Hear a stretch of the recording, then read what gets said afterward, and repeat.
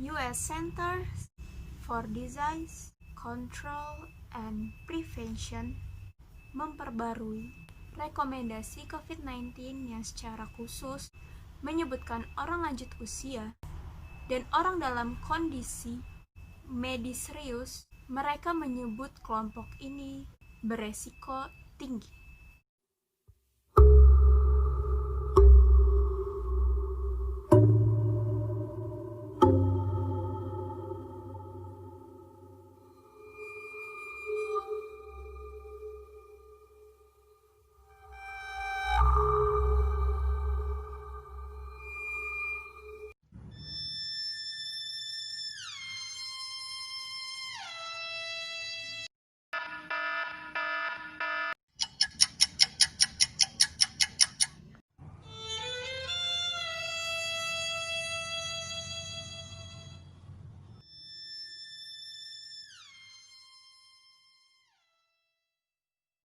Welcome back to my channel Nanat is Nanat and how about you?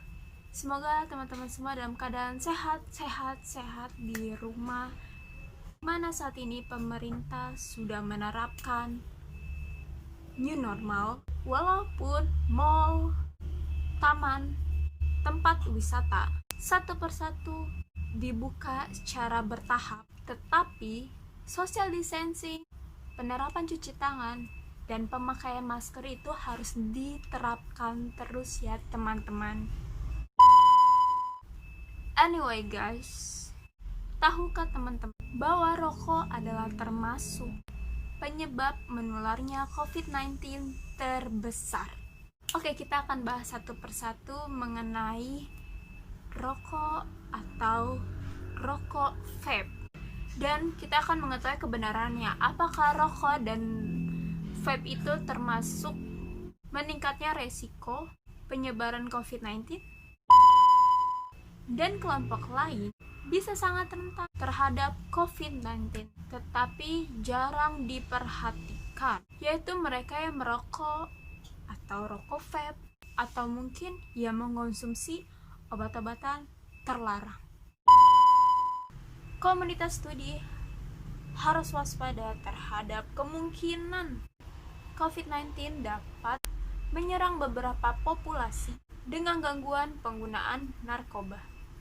Demikian ditulis Dr. Nora Volkow, Direktur National Institute on Drug Abuse, dalam unggahan blog yang diterbitkan beberapa bulan lalu. Karena COVID-19 menyerang area paru-paru, mereka yang merokok, tembakau, ganja, atau vape bisa terancam, lanjut Dr. Volkow. Dan menariknya ini dari Profesor Stanton Glenn, Profesor Kedokteran dan Direktur Center of Tobacco Research, Control, dan Education di University of California, dalam unggahannya menuliskan, ketika paru-paru seseorang terkena flu atau infeksi lainnya, efek buruk dari rokok or vape jauh lebih serius daripada orang yang tidak merokok atau vape.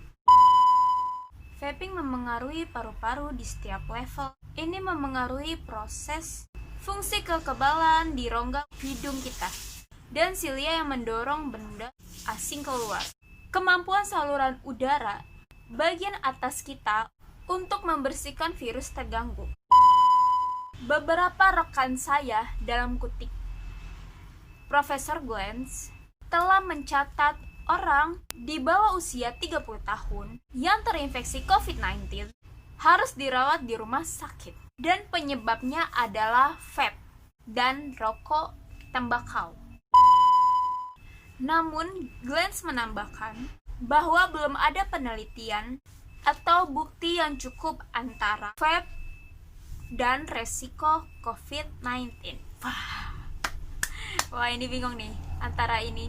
Kata para ahli itu dia meyakinkan kalau posisi rokok or vape itu termasuk resiko yang sangat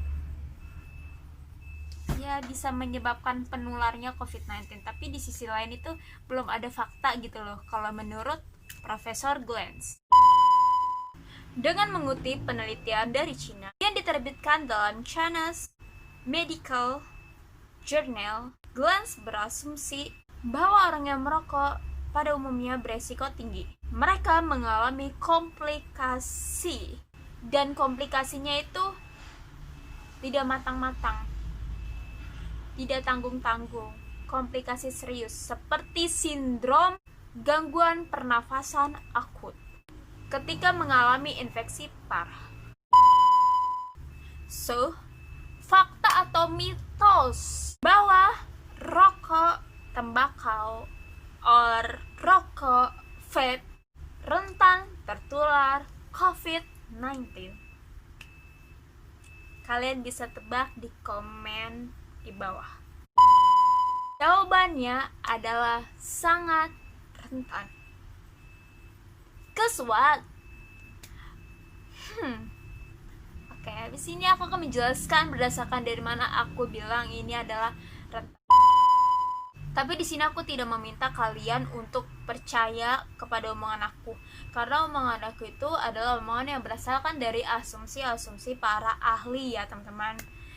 Kalian boleh percaya, tapi aku nggak ngelarang kalau kalian itu nggak percaya sama omonganku. Berdasarkan penelitian dari Cina, menemukan fakta melalui banyaknya riset kasus di mana orang yang memiliki riwayat merokok beresiko 14% lebih tinggi terkena pneumonia. Dr. Foucault menulis, orang yang menyalahgunakan opioid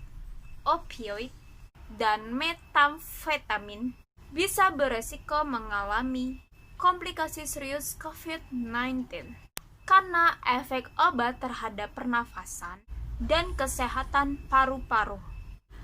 Jadi tuh opioid itu memperlambat pernafasan dan telah terbukti meningkatkan angka kematian pada orang yang memiliki riwayat penyakit pernafasan. Dan kata Foucault, kapasitas paru-paru yang berkurang karena COVID-19 juga dapat membahayakan populasi ini. Jadi populasi ini adalah kaum perokok, tembakau, or vape.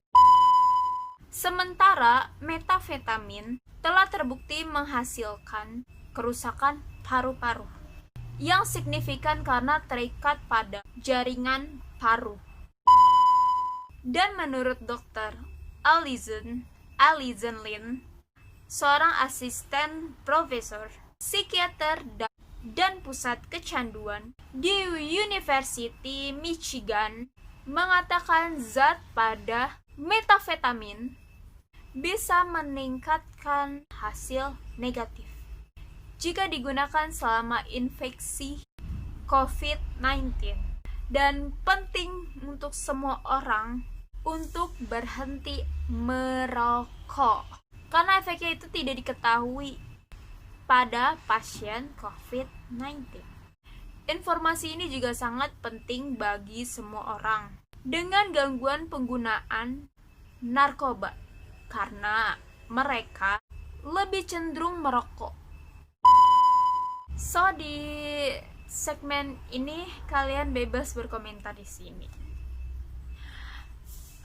Aku yakin sih pasti bakalan banyak banget dislike yang aku terima. Gak apa-apa. Ada tambahan dari aku sih gini loh, gak apa-apa kalian gak suka sama statement aku, statement para ahli, para dokter.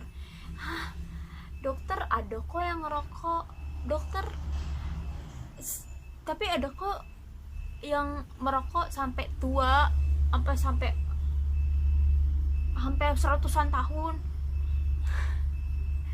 Logikanya sih kalau kataku ya, buat apa gitu merusak tubuh sendiri? Ya lebih baik gitu loh kita menjaga sesuatu yang udah diberikan gitu loh kepada kita. Ya pasti rugi banget lah kalau untuk kalian yang masih merokok, apalagi rokok vape, itu sama-sama berbahaya. Dan ada 3 hal yang menurut aku itu rugi banget loh masih gunain itu sampai detik ini. Karena yang pertama, kalian pasti rugi diri sendiri, entah waktu kalian, materi kalian, terus untuk hal-hal yang ingin kalian raih itu waktu kalian habis karena itu. Dan yang kedua itu untuk keluarga kalian, itu kalian rugi banget gitu loh untuk mereka. Karena kalau misalkan itu kan balik lagi, kalau ngerokok yang paling merugikannya adalah perokok pasif.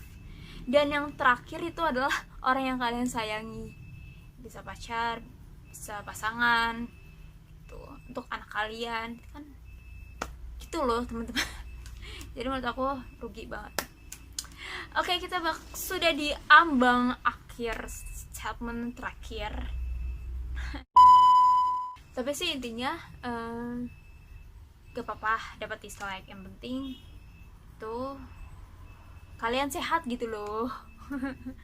Ya kalian sehat dan kita semua juga sehat gitu loh. Kita sudah di ambang video lagi, tapi ini beneran di akhir video teman-teman. Jadi ada satu hal menarik yang aku kutip dari Profesor Glantz. Apakah itu? Langsung aja kita kepoin. Pada saat orang mencari cara mengurangi resiko, sangat masuk akal untuk berhenti merusak paru-paru kita. Sih, aku tidak menantang kalian untuk berhenti merokok, enggak, karena itu susah banget. Merokok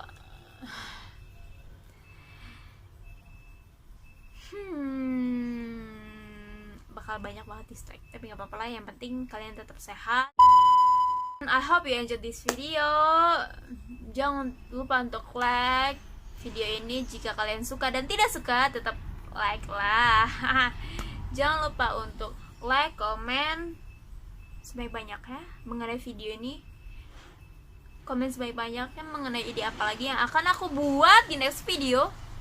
Jangan lupa like, komen, subscribe. Jangan lupa subscribe. Jadi kalian belum subscribe dan nyalain loncengnya agar setiap kali aku upload video baru kalian gak ketinggalan sama video baru aku. Dan jangan lupa untuk share video ini ke sosial media kalian semua. Oke, aku Nathan. Bye bye.